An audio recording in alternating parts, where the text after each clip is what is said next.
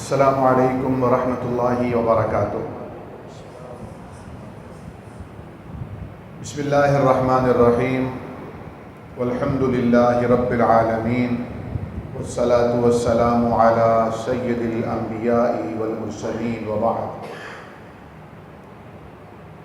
فاعوذ باللہ السمیع العلیم من الشیطان الرجیم، من ہمزہ ونفخہ ونفثہ۔ بسم اللہ الرحمن الرحیم، الرحمن علم القرآن۔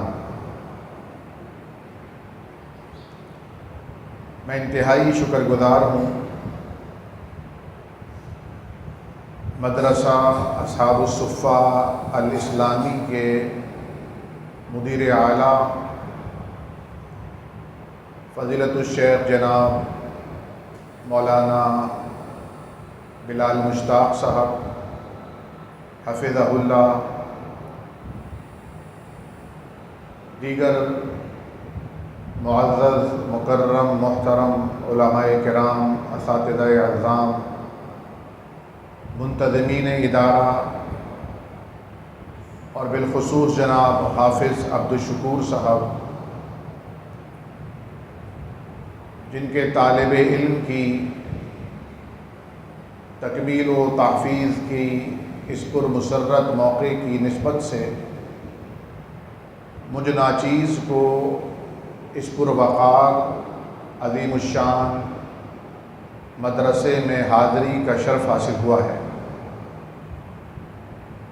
اور نہ صرف آپ اساتذہ کرام کے نفوس قدسیہ اور چہرہ ہائے مبارکہ کا دیدار نصیب ہوا، بلکہ یہ جو فرشتہ صفت طلبائے قرآن یہاں تشریف فرما ہیں، ان کی زیارت سے بھی الحمدللہ مشرف ہوا۔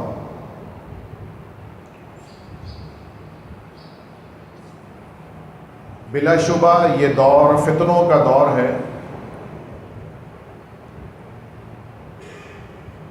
اور ہم ایک فتنے اور آزمائش سے سنبھلنا نہیں پاتے کہ دوسرا فتنہ، دوسری آزمائش، دوسرا امتحان ہماری زندگی کو دشوار کیے دیتا ہے۔ شاید یہی وہ دور تھا جس کے بارے میں نبی کریم صلی اللہ علیہ وسلم نے فرمایا تھا کہ انسان صبح اس حال میں کرے گا کہ وہ مومن ہوگا، لیکن شام تک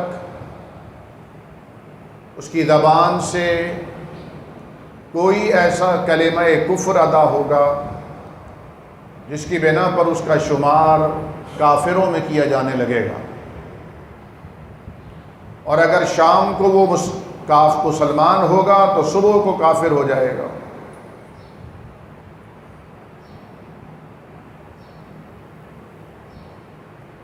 یہ انتہائی مسرت اور اطمینان بخش امر ہے کہ آج کے اس گئے گزرے دور میں مادہ پرستانہ حالات میں اللہ رب العالمین نے شیخ بلال مشتاق حفظہ اللہ اور ان کے رفقاء جیسے ساتھیوں کو چنا ہے، منتخب کیا ہے، ان کا انتخاب ہوا ہے، اور اللہ رب العالمین نے اپنے دین کی چوکیداری اور چاکری کے لیے انہیں پسند کیا ہے۔ اور وہ خوبصورت ترین جملہ جو شیخ بلال مشتاق صاحب نے اپنی گفتگو کے آخر میں ارشاد فرمایا کہ اللہ تبارک و تعالی ہم میں اخلاص بھی پیدا فرمائے اور استقامت سے بھی ہمیں ہمکنار رکھے۔ دونوں چیزیں انتہائی اہم ہیں۔ ایک صحابی نے نبی کریم صلی اللہ علیہ وسلم سے قیام اللیل کے بارے میں اجازت لی، تہجد ادا کرنے کے بارے میں اپنے شوق اور انہماک کا اظہار کیا۔ پھر کسی موقع پر آپ صلی اللہ علیہ وسلم نے فرمایا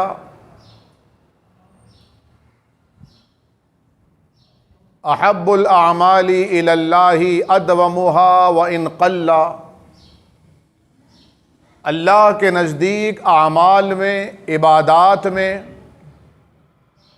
بہترین ترین عمل وہ ہوا کرتا ہے جو اللہ کو محبوب ہو جاتا ہے، جس میں مداومت ہو، ہمیشگی ہو، باقاعدگی ہو، کنسسٹنسی ہو،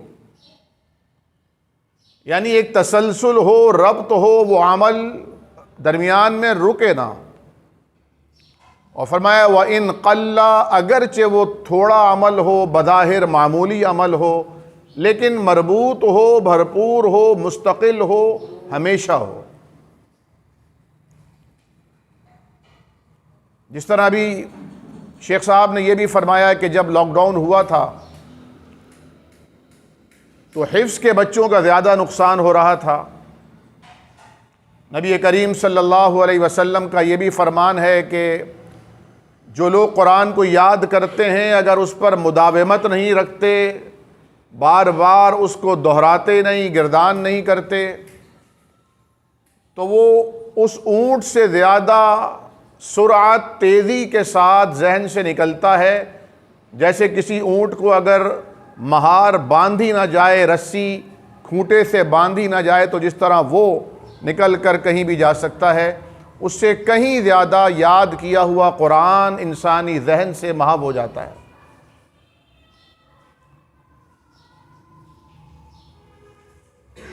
پھر حضرت امام شافعی رحمہ اللہ کا وہ مشہور فرمان کہ شکوت وکیعا عن سوء حفظ، فرماتے ہیں میں نے اپنے استاد محترم امام وکیع سے اپنے حافظے کی کمزوری کی شکایت کی، اور میں نے کہا استاد جی مجھے یاد نہیں ہوتا، کیا کروں؟ تو فرماتے ہیں فَأَمَرَنِي بِتَرْكِ الْمَعَاصِي، انہوں نے مجھے حکم دیا، ہدایت دی کہ گناہ کرنا چھوڑ دو، گناہوں کو چھوڑ دو۔ میں اپنے دور طالب علمی میں، اور اب بھی اپنے دور طالب علمی میں، جب کبھی اس واقعے کو سنتا یا پڑھتا ہوں تو میں حیران ہوتا ہوں کہ امام شافعی کے بھلا کیا گناہ ہوں گے،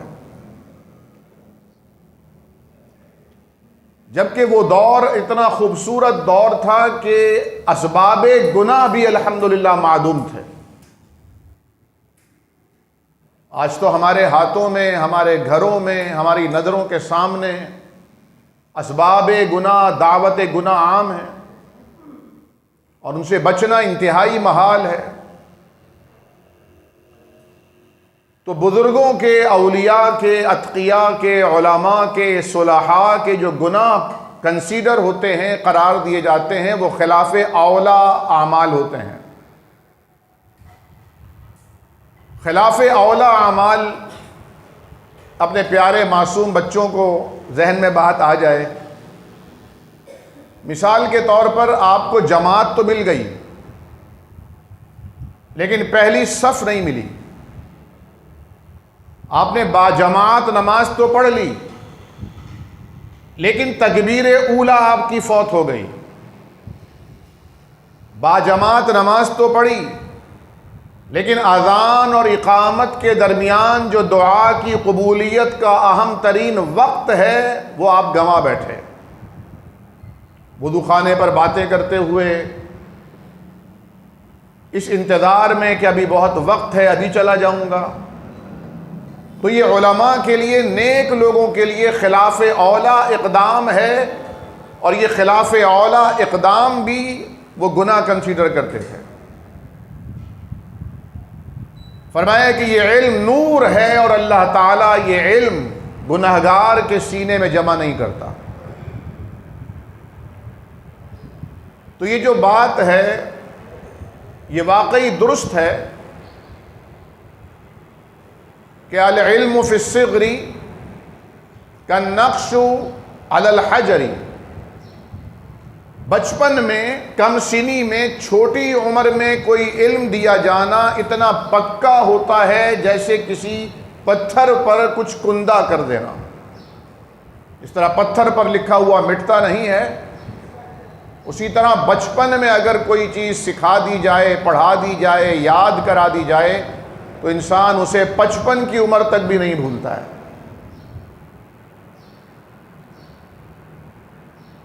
اور اسی لیے حافظ قرآن چھوٹی سی عمر میں اللہ رب العالمین کا یہ وہ عظیم کلام سنلقی علیک قولا ثقیلا، بھاری کلام، جس کلام کو اگر بلند و بالا سنگلاخ پہاڑوں پر اتارا جاتا لرأیتہ خاشعا متصدعا من خشیۃ اللہ، وہ بھی چور چور ہو جاتا۔ لیکن نرم و نازک دل میں یہ قرآن محفوظ کیا جاتا ہے۔ یہ اللہ رب العالمین کا وہ معجزہ ہے جو قیامت تک قائم رہے گا۔ اور لوگ کہتے ہیں کہ مولویوں نے کیا کیا، دنیا چاند پر پہنچ گئی اور مولوی ابھی تک لوگوں کو وضو کرنے کا طریقہ سکھا رہے ہیں، ابھی تک نماز کے طریقے بتا رہے ہیں۔ تو اگر یہ منصفانہ غیر متعصبانہ تحقیق کی جائے کہ دنیا کے جتنے شعبہ جات ہیں ان شعبہ جات سے متعلقین نے اپنے فرائض منصبی سے کتنا انصاف کیا ہے، تو پوری دنیا اس بات پر شاہد اور گواہ ہوگی کہ دنیا کا واحد ایک شعبہ ہے مولوی کا شعبہ۔ یہ شرف کا، عزت کا مقام ہے کہ ہمیں اللہ رب العالمین نے مولوی بنایا ہے۔ اب تو اس لفظ کو نعوذ باللہ گالی بنا دیا گیا ہے۔ کسی کو کہو مولانا صاحب تو وہ کہتے ہیں میں مولانا نہیں ہوں، میں پروفیسر ہوں، میں ڈاکٹر ہوں، میں قاری صاحب ہوں، حافظ صاحب ہوں، مولوی نہیں۔ لیکن خود اعتمادی، خود انحصاری، اپنی ذات پر اعتماد، اللہ پر توکل۔ آپ دیکھیے افغانستان پر آج بھی ملا برادری حکومت کر رہی ہے، تمام تر پابندیوں کے باوجود ہمارے پاکستان سے زیادہ وہاں کے اچھے حالات ہیں، کیونکہ انہوں نے اپنی ذات پر اعتماد کیا ہے، خودداری اور خود انحصاری کا راستہ اختیار کیا ہے۔ اور یہی بات مجھے یہاں آپ کے مدرسہ اصحاب الصفہ میں ان کے مدیر میں الحمدللہ نظر آئی ہے۔ نبی کریم صلی اللہ علیہ وسلم نے فرمایا تھا الید العلیٰ خیر من الید السفلی، اوپر والا ہاتھ نیچے والے ہاتھ سے بہتر ہوتا ہے۔ وہ ہاتھ جو دینے والا ہو، وہ ہاتھ جو تھامنے والا ہو، وہ ہاتھ جو مدد کرنے والا ہو، وہ ان ہاتھوں سے بہتر ہوتا ہے جو مدد لینے والے ہوتے ہیں۔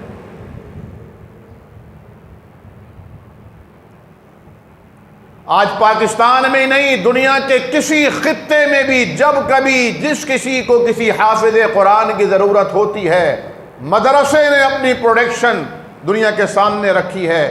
کہیں ایسا نہیں ہوتا کہ مسجد خالی پڑی ہو، مصلی خالی پڑا ہو اور کہیں حافظ قرآن موجود نہ ہو۔ کہیں عالم کی، مفتی کی، مفسر کی، محدث کی، اسکالر کی ضرورت ہوتی ہے تو الحمدللہ یہ بڑی تعداد میں آج کے گئے گزرے دور میں بھی الحمدللہ موجود ہوتے ہیں۔ یہ ہڑتال بھی نہیں کرتے، یہ احتجاج بھی نہیں کرتے، کیونکہ ان کا تعلق اور ان کا رشتہ ان اصحاب صفہ سے جڑا ہوا ہے جو اپنے گھر کو، کاروبار کو، دوستوں کو، احباب کو، رشتہ داروں کو، آرام کو، سکون کو، گھر کے اچھے کھانوں کو چھوڑ کر ایک چبوترے پہ آ کے رہتے تھے، اور وجہ صرف یہ تھی کہ جبریل اللہ کا کلام لے کر نازل ہوں تو یہ اللہ کا کلام حفظ کر لیں، اور نبی کریم صلی اللہ علیہ وسلم اپنی زبان مبارک سے کچھ ارشاد فرمائیں تو یہ احادیث کو یاد کر لیں۔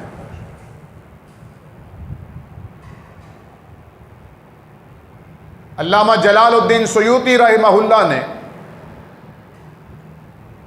اصحاب صفہ کے 100 طلبہ کے نام اپنی کتاب میں درج کیے ہیں جو انہیں دستیاب ہو سکے، جبکہ علماء نے فرمایا ہے کہ ان کی تعداد کبھی 70 ہو جاتی، کبھی 150 ہوتی، اور یہ تعداد کبھی 400 تک بھی جا پہنچتی۔ اور جس طرح ابھی شیخ بلال صاحب فرما رہے تھے کہ جب ہم نے علوم اسلامیہ کی کلاس کا آغاز کیا تو صرف 2 طلبہ تھے۔ ہمارا بھی ایک ادارہ ہے بیٹیوں کا، کلیۃ البنات العربیہ للدراسات الاسلامیہ۔ عربی میں بنات جو ہے وہ بیٹیوں کو بھی کہتے ہیں کہ بنتن کی جمع ہے، اور گرلز کو بھی کہتے ہیں لڑکیوں کو۔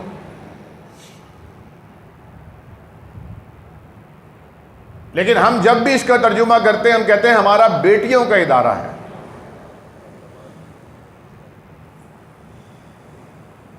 جب یہ ادارہ نارتھ کراچی میں تھا تو وہاں 2 اساتذہ تھے، ایک میں تھا اور ایک ہماری معلمہ صاحبہ تھیں، اور 2 ہی ہماری طالبات تھیں۔ ٹوٹل مدرسہ 4 نفوس پر مشتمل،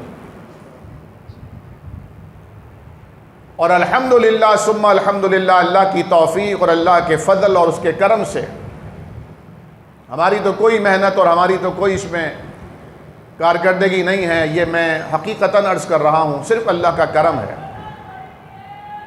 کہ الحمدللہ اب اس مدرسے کے اپنے 10 ذیلی مدارس قائم ہیں،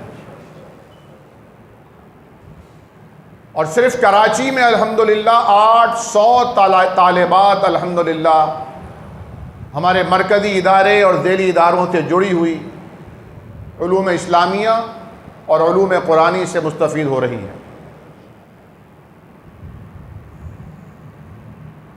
اور ہمارے ایک بڑے مکتبہ فکر کا جو بنیادی مدرسہ شروع ہوا تھا وہ بھی انار کے درخت کے نیچے شروع ہوا تھا۔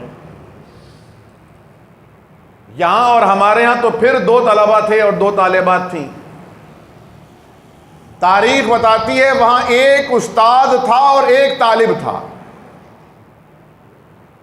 لیکن اللہ رب العالمین نے ان کے اخلاص کی بدولت انہیں عروج بھی عطا کیا، شہرت بھی عطا کی، ناموری سے بھی نوازا، اور آج جگہ جگہ ان کے تذکرے ہوتے ہیں۔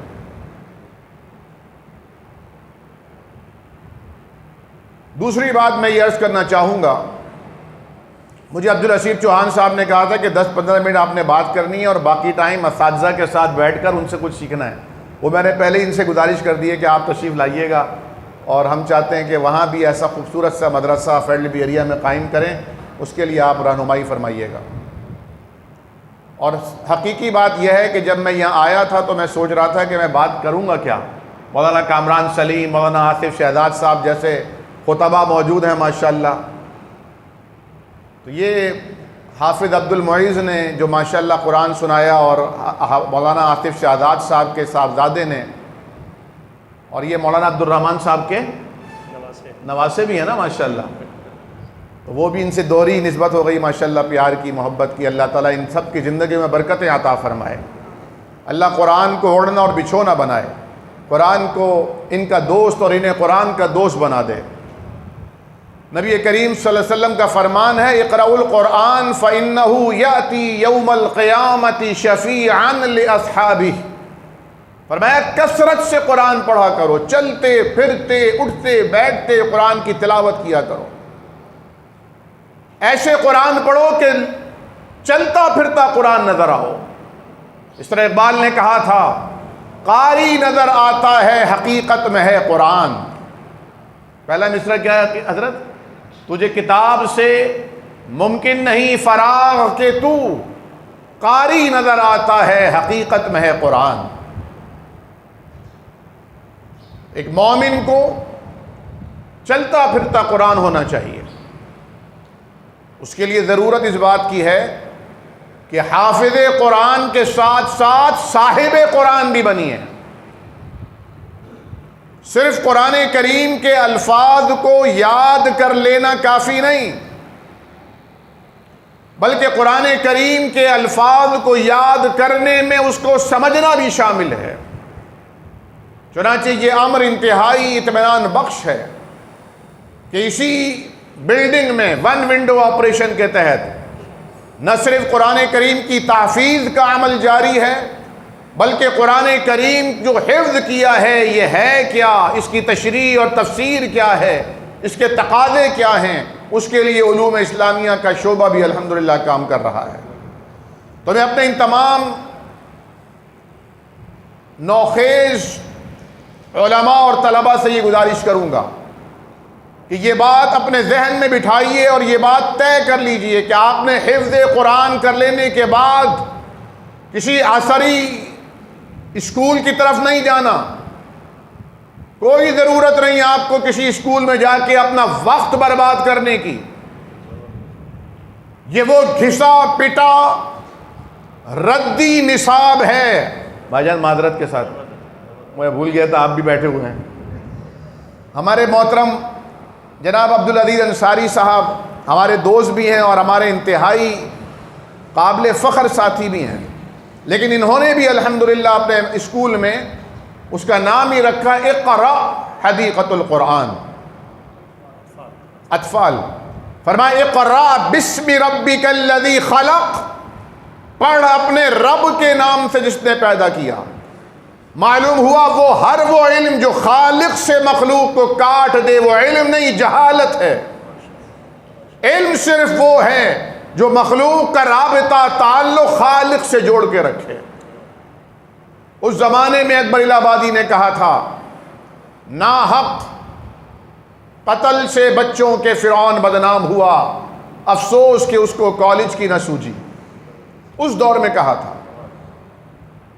آپ اپنے دل میں کبھی کوئی احساس کمتری پیدا نہ ہونے دیجیے گا، کبھی یہ خیال دل میں نہ لانے دیجیے گا کہ آپ کا فلاں کزن ماموزاد بھائی وہ ڈاکٹر بننا چاہتا ہے، وہ پائلٹ بننا چاہتا ہے، وہ انجینئر بننا چاہتا ہے اور مجھے میرے ابا نے مدرسے میں ڈال دیا۔ اللہ کی قسم کھا کر کہتا ہوں آپ سے زیادہ اللہ کے نزدیک معزز محترم مکرم کوئی اور نہیں ہو سکتا، کیونکہ آپ اس کی سب سے زیادہ عظمت، عزت اور اہتمام والی کتاب کو یاد کرنے والے ہیں۔ ابھی آپ نے دیکھا نہیں مولانا حافظ عبدالشکور حفظہ اللہ کس طرح کہہ رہے تھے حافظ عبد المعز صاحب، کیا عمر تھی بچے کی، لیکن ان کا نام کیسے لے رہے تھے؟ عبد المعز صاحب۔ یہ صاحب کیوں کہہ رہے ہیں؟ کیونکہ اس کے دل میں قرآن آ گیا ہے۔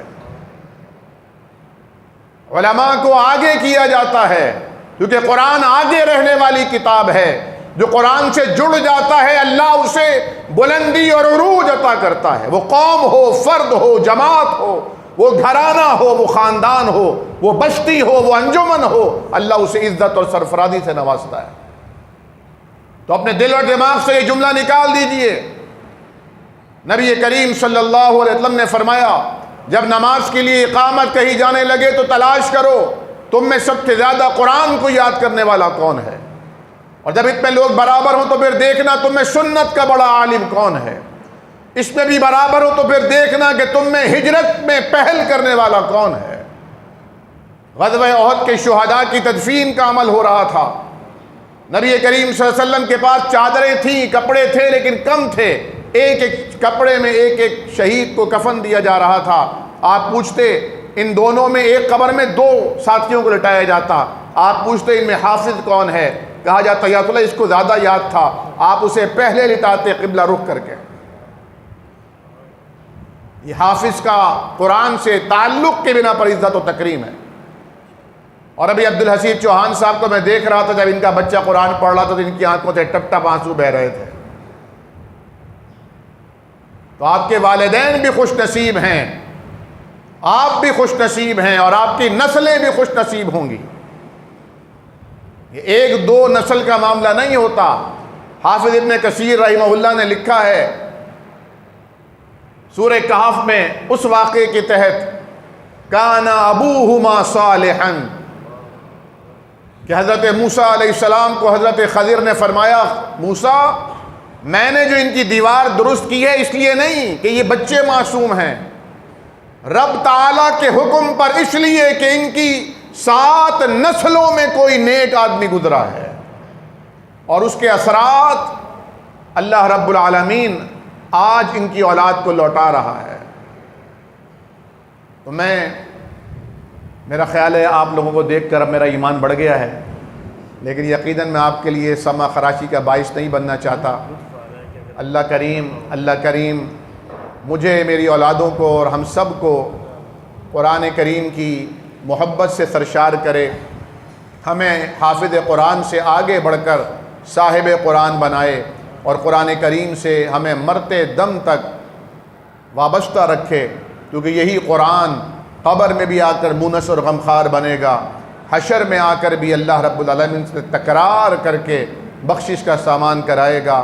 حشر کی میدان کی ستم ظریفیوں اور حشر سامانیوں میں یہ زہراوین بقرہ اور آل عمران ایک سائبان بن کر سروں پر آئیں گی۔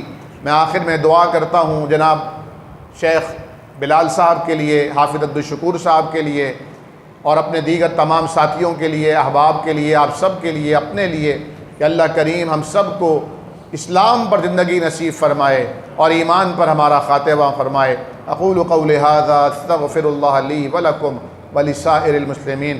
السلام علیکم ورحمۃ اللہ وبرکاتہ۔